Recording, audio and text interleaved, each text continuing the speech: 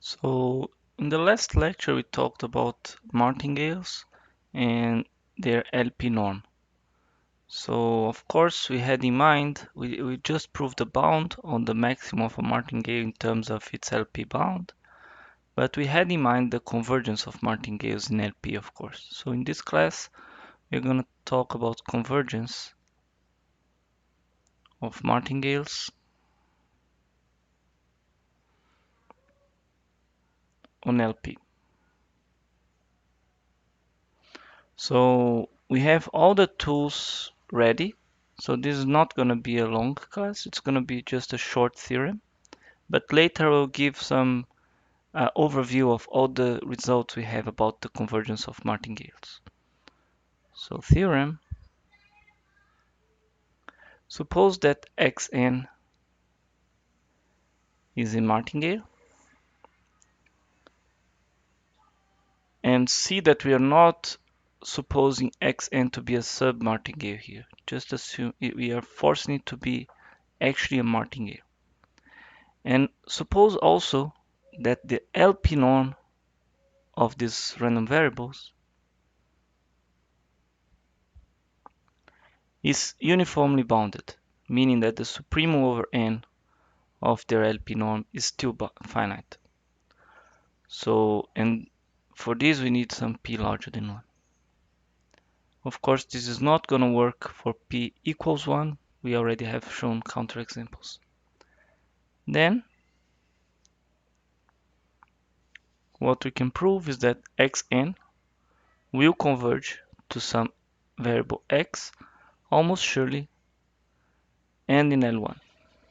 Sorry, and in LP.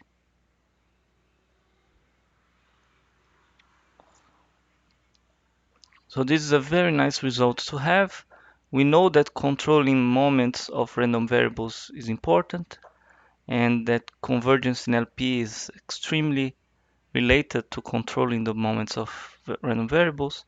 So it's very nice to have a result that only requires, you see, the boundedness, the uniform boundedness of these random variables in the LP space to get the LP convergence. And the proof, as I said, is going to be short.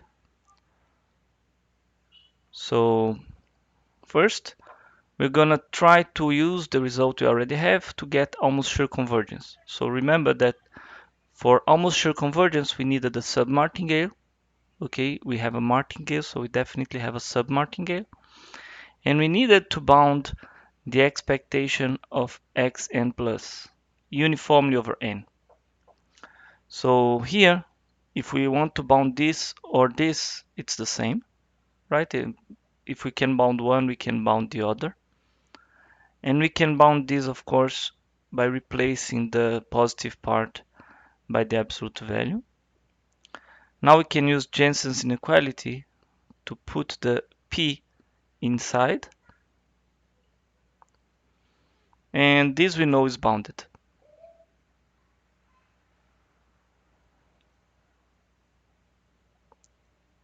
So then we also concluded that the expectation of the positive part of this sub-martingale is uniformly bounded. Therefore, xn will converge to some random variable almost surely.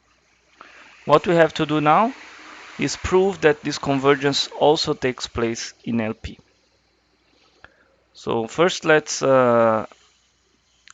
define a random variable mn, which is, already talked about this, the maximum for values before n of xn in absolute value.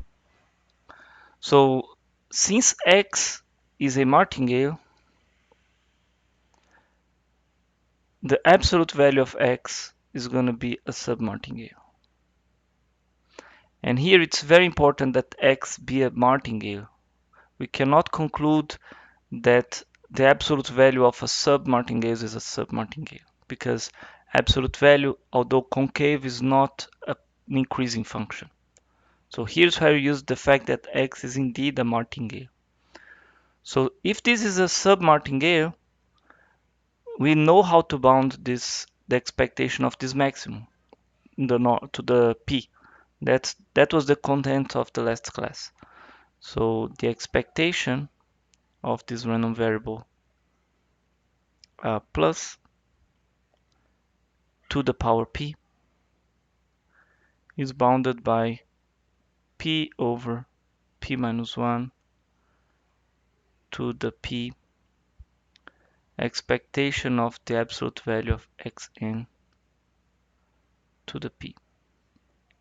So this was the result from the last class that allowed us to bound the p moment of the maximum in terms of the p moment of the last value. So here we can forget about this positive part. This is a positive sub-martingale, and this is uniformly bounded over n. So this is smaller or equal than a constant that does not depend on n. What does that give you? Here we have lots of random variables. They are bounded on LP. But remember that Mn is increasing, right? As n grows, we are taking the maximum of more and more random variables. So Mn as a family of random variables increases to the supremum over n of the absolute value of xn. And this supremum is also going to be bounded in LP, because the expectation of this to the p by the dominated convergence theorem, since all of these, by the monotone convergence theorem, is the limit of these expectations. So since all of these are bounded, we know that this is also bounded. So here we are using the monotone convergence theorem to show that the supremum in n of xn belongs to LP. Sorry, the way I wrote here, should write L1 because I'm already using the P here. So we showed that the supremum of xn in absolute value is in LP.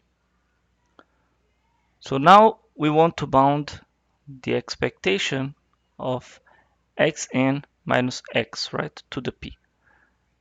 To prove LP convergence, we should prove that this goes to 0. Okay, recall that x is smaller or equal than the supremum of xn, even in absolute value. Okay, this is the limit, and this is the supremum. So the supremum is bigger or equal than the limit. Also, all the xn's are bounded by the supremum, of course. So in the end, we can take this expectation. What is inside is bounded by twice the supremum to the p, and this belongs to L1, right? So by the dominated convergence theorem, we can take the limit outside and put it inside. So the limit in n of the expectation of xn minus x to the p is equal to the expectation of the limit, which is 0. So we just proved that they are indeed converging in LP, and here we are using the dominated convergence theorem.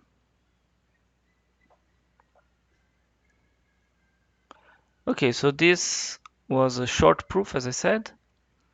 And before we wrap up this lecture, I would like to say a few words about convergence of martingales, almost sure, L1 and LP. So if we have xn a sub-martingale, then this is the condition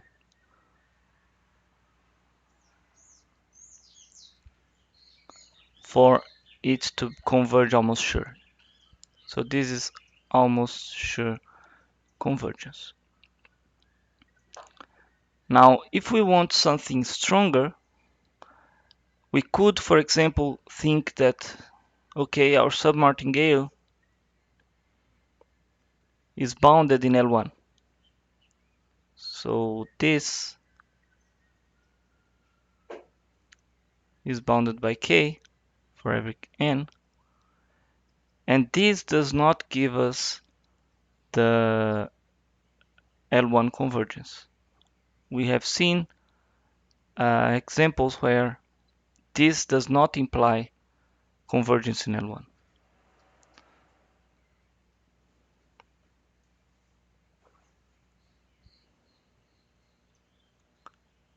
So in fact, what we need is uniform integrability. This will imply indeed L1 convergence. And finally, if we have a family Xn, and now we need martingale, not submartingale, that is bounded in LP,